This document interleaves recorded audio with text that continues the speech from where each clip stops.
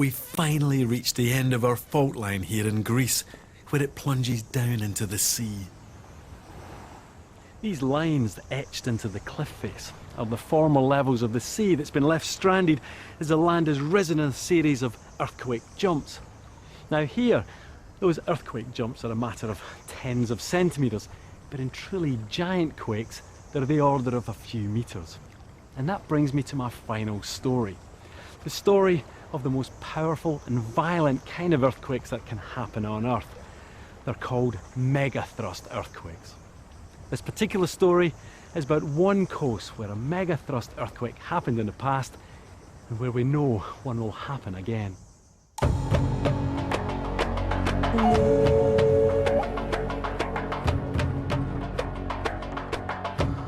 The people of California live under a terrible shadow.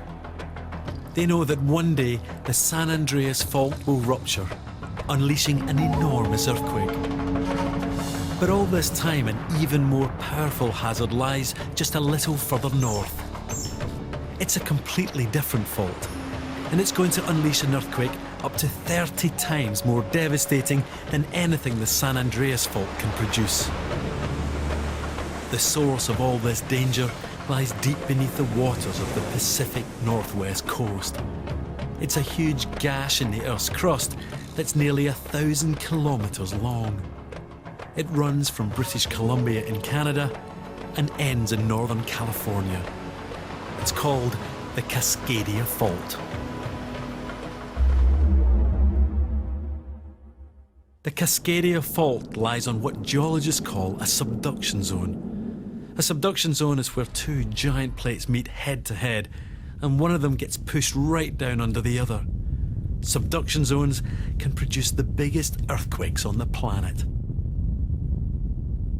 Generally speaking, if you have two great masses of rock and you're scraping them one underneath the other, they're not going to move very easily. You're going to get a lot of friction there. And I liken it to sort of two cheese graters pushing past one another. Very, very difficult to get any smooth sort of movement there. Subduction zones cause earthquakes when the plate that's being pushed down gets stuck. As it pushes, the upper plate gets squeezed and distorted. Eventually, the strain becomes too much. The upper plate slips, and that's what creates a rare event, a megathrust earthquake.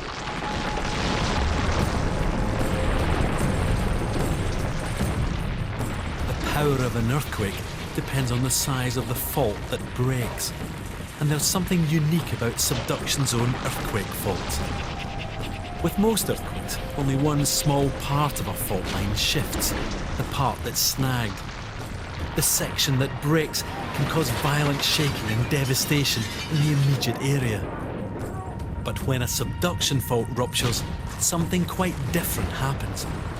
It can unzip along the entire length of the fault line for hundreds of kilometres.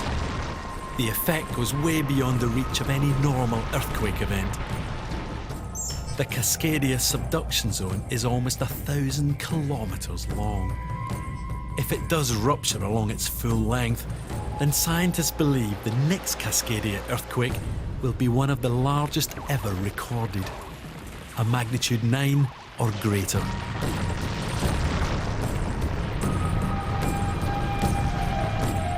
That's a terrifying prospect for the people of the Pacific region. When the Cascadia Fault ruptures, the shock waves will fan out across the whole northwest coast of the continent.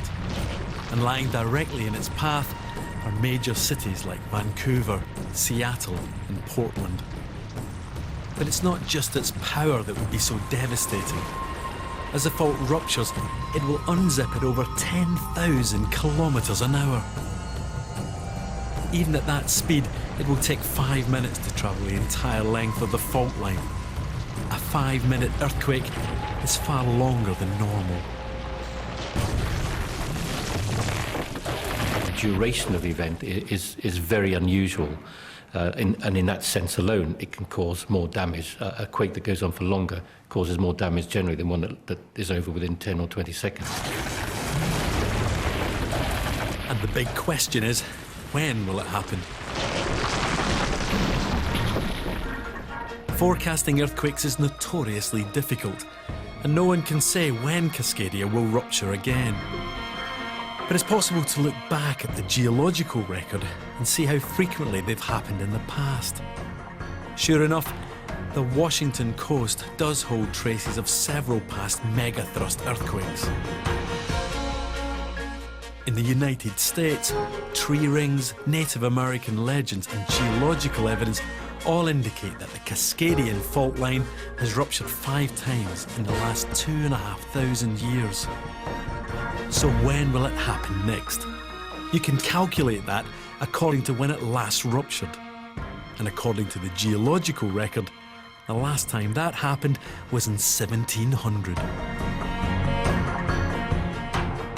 That's 300 years ago, and in the past, it has ruptured at roughly 300-year intervals. So the next Cascadia earthquake could be just around the corner.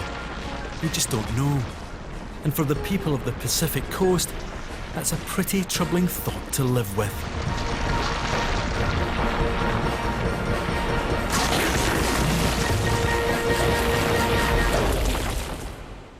It seems to me that earthquakes will always bring devastation to our planet. We certainly can't prevent them. We still can't even predict them. Earthquake science is still a long way to go if that's ever going to change. In the meantime, all we can do is build for earthquakes and learn to live with them.